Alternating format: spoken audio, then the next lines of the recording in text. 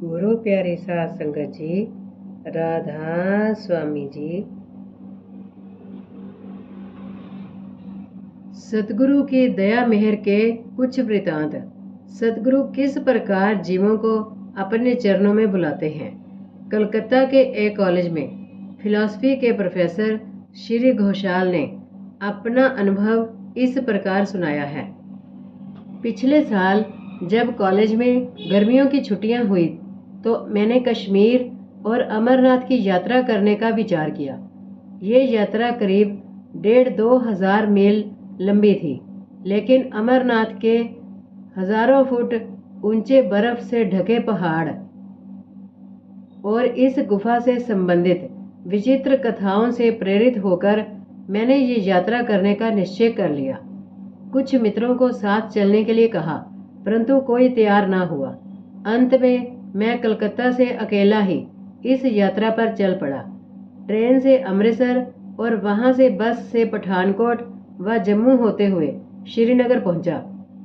श्रीनगर से हम लगभग 300 यात्री एक सरकारी अफसर की निगरानी में अमरनाथ की ओर चल पड़े।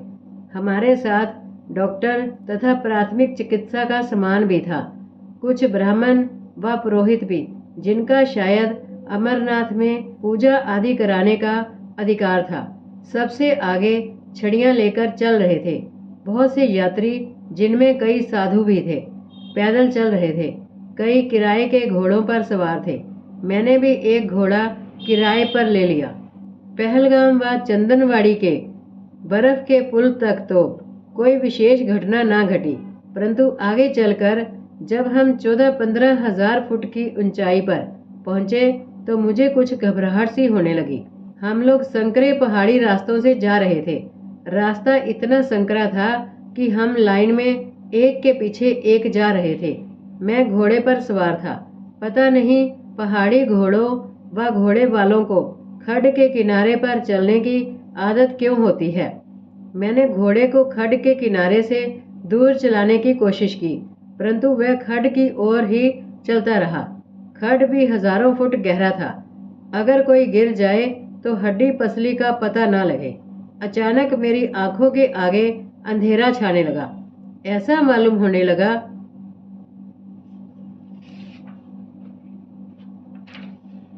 कि बेहोशी आने वाली है। मैंने अपने आप को संभालने की कोशिश की, लेकिन कुछ दूर चलने के बाद मुझ पर ऐसी बेहोशी छाई कि घोड़े पर से खड्ड की ओर गिर पड़ा। थोड़ी सी सुध बाकी थी। उसमें मैंने देखा कि एक मनमोहक स्वरूप वाले सफेद वस्त्र पहने हुए सिख साहब ने मुझे अपनी मजबूत बाहों में थाम लिया। एक बार उनके सुंदर मुखड़े और उज्जवल नेत्रों को देखा और फिर मैं बेहोश हो गया।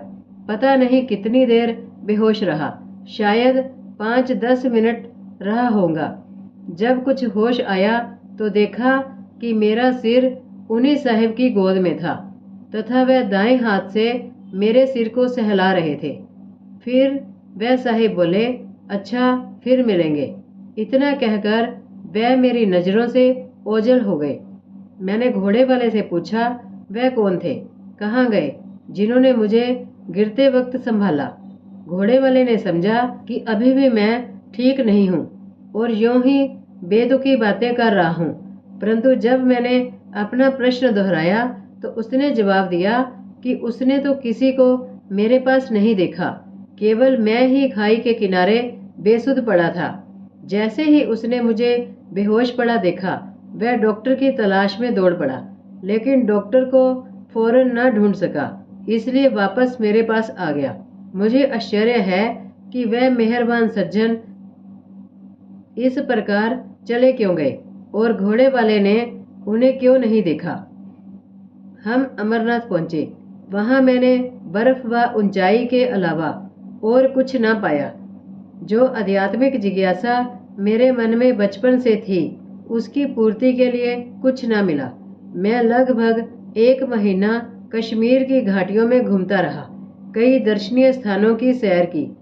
कुदरत की बहुत सुघड़ व सुहानी कारीगरी वहां देखी, परंतु अपने रक्षक का वह सुंदर दिलकश मुखड़ा मेरे मन में लगातार बसा रहा। लौटते समय मैं अमृतसर में दरबार साहिब तथा सिखों के दूसरे पवित्र स्थानों को देखने के लिए रुका। दरबार साहिब में एक सज्जन मुझे मिले जो अपनी कार में मुझे अमृतसर के दर्शनीय स्थान दिखाने के लिए तैयार हो गए। बातों ही बातों में उन्हें मुझसे पूछा कि मेरा पंजाब में कैसे आना हुआ। मैंने जवाब दिया, केवल घूमने के लिए आया हूँ। अमरनाथ, कश्मीर आदि की यात्रा से लौट रहा था। सोचा अमृतसर भी देख लो, सो यहाँ आ गया।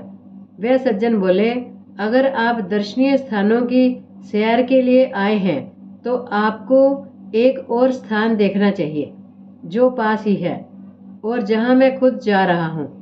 मैं उनके साथ उस स्थान पर जाने के लिए राजी हो गया। करीब 1 घंटे के अंदर हम राधा स्वामी कॉलोनी ब्यास में पहुंच गए। उस समय लाइब्रेरी के सामने के खुले स्थान में सत्संग हो रहा था। मेरे साथी ने मुझसे सत्संग सुनने का अनुरोध किया। मैं खुद फिलॉसफी का प्रोफेसर था और वेदांत या षड दर्शन का अच्छा विद्वान माना जाता था। अपने साथी के अनुरोध पर मैं इच्छा न होते हुए भी सत्संग में बैठ गया। बैठने के बाद जब मैंने तख्त की ओर नज़र उठाई तो मेरे आश्चर्य और आनंद का कोई अंत न रहा। मेरे सामने वही दिव्य पुरुष साक्षात विराजमान थे। उन्होंने मुझे अमरनाथ की यात्रा में खड्ड में गिरने से बचाया था। जिन्होंने मुझे अमरनाथ की यात्रा में खड्ड में गिरने से बचाया था। हम दोनों की आंखें मिली। वह थोड़ा सा मुस्कुराए और प्रेम व प्रकाश की एक धारा मानो उनके नेत्रों से निकलकर मेरे अंतर में समा गई। मेरे लिए तो अब सत्संग में बैठे रहना मुश्किल हो गया। मैं दौड़कर उनके चरणों में गिरना चाहता था। सत्संग का वह आधा घंटा बिताना दूभर हो गया।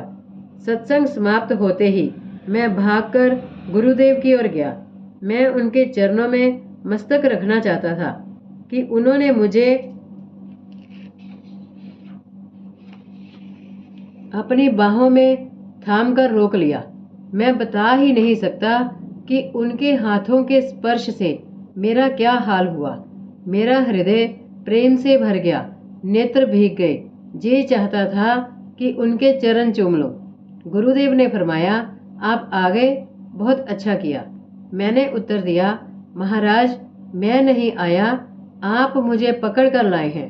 महाराज जी ने कहा, अच्छा अभी आप थके हुए होंगे, आराम करें फिर बात करेंगे।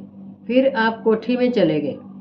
मैंने अपने साथी से पूछा कि सतगुरु कश्मीर से कब वापस आए हैं। उसने उत्तर दिया कि महाराज जी तो इस साल कश्मीर गए ही नहीं।